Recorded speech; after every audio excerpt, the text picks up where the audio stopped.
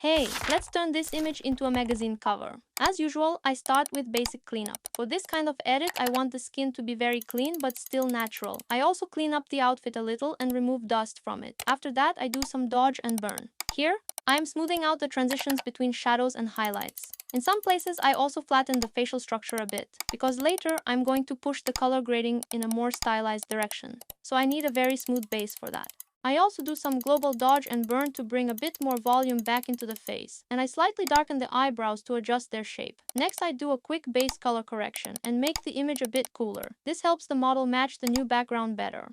I also quickly adjust the mask around the earring. And now, the most fun part. Here, I start bringing all the colors into one palette so the model and the background feel like one image. The idea here was to keep the whole image very cold and build it around a cool analogous color scheme. Mostly blue, cyan, and teal tones that sit next to each other on the color wheel. But with such a drastic temperature shift, the image can lose saturation and start looking pale. So I keep small parts of the original skin tone, a bit of pink in the lips, cheeks, and ears. Otherwise, the skin can start looking flat. After that, I add a little glow to give the image a slightly film-like feeling. The setup here is very simple. I create a merged copy of all layers, blur it, and set it to screen blending mode. Then I duplicate that layer and set the one above to soft light. After that, I group them together and paint on the mask to control where the glow appears.